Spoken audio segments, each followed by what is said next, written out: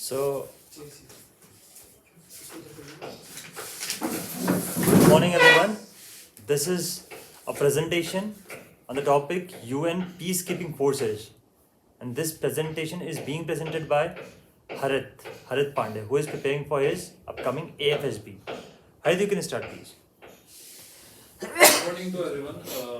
The topic for my presentation is UN Peacekeeping Forces. As we all know, UN Peacekeeping Forces is employed by the World Organization. They are deployed in an area where there has happened an armed conflict or some war or something. But as forces, with the word forces, we get to know that they get involved in a war, but they don't actually. UN peacekeeping forces, especially, don't get actually involved in a war. They participate after the ceasefire, after a cessation of after the war gets over. They go there to maintain a good environment. Every day, every year, 29th May is celebrated as the UN Peacekeeping Forces Day. So let's know what it exactly do.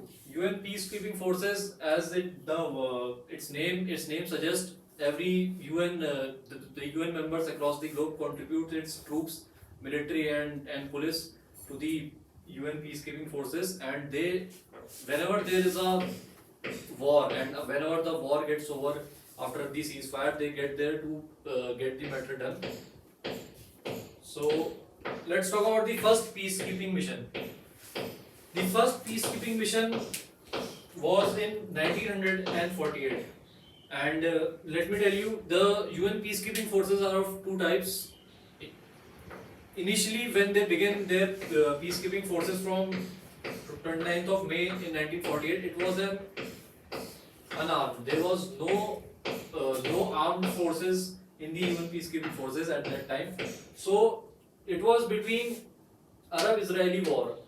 This was as I have already mentioned, unarmed troops. They went there and they settled all the conflicts between them after the war of Arab-Israeli in 1948.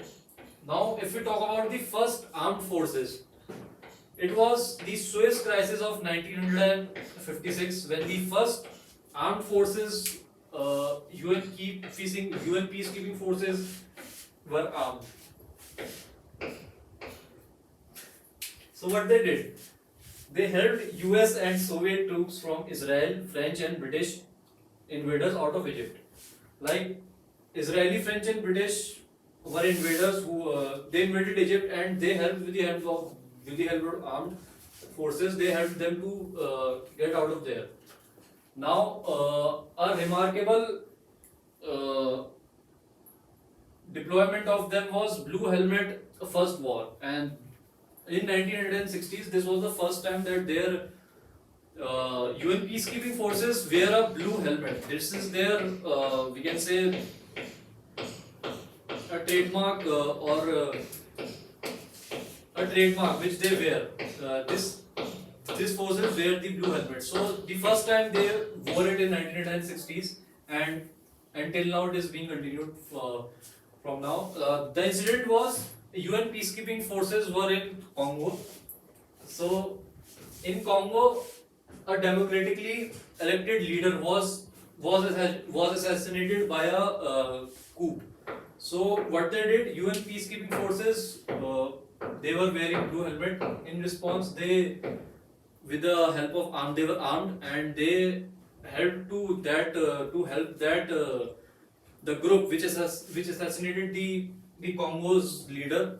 They helped them to get out of the country, and the required actions were done.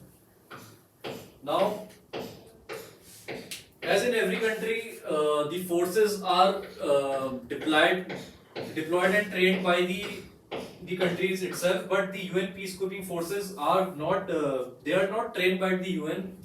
Rather than the member states of the UN train them, and they across the globe and deploy them in the form of troops, police and military experts. Every country has a different number of deployments which they contribute to the UN peacekeeping forces. Now if we talk about the global, participation, like let me tell you, this figure keeps on fluctuating every year. So at present, Ethiopia is on top, which deploy 8,380 members to the UN Peacekeeping Forces. Then comes Bangladesh and with 7,053 forces. And in third position comes India with 6,695 members deployed here. And it is observed that the developing nations provide more number of forces to the UN Peacekeeping Force, and the developed nation like US, they provide less contribution, but on the same hand they provide the more funding to these UN Peacekeeping Forces as compared to the other countries. So this was all about UN Peacekeeping Forces. Anyone has any question?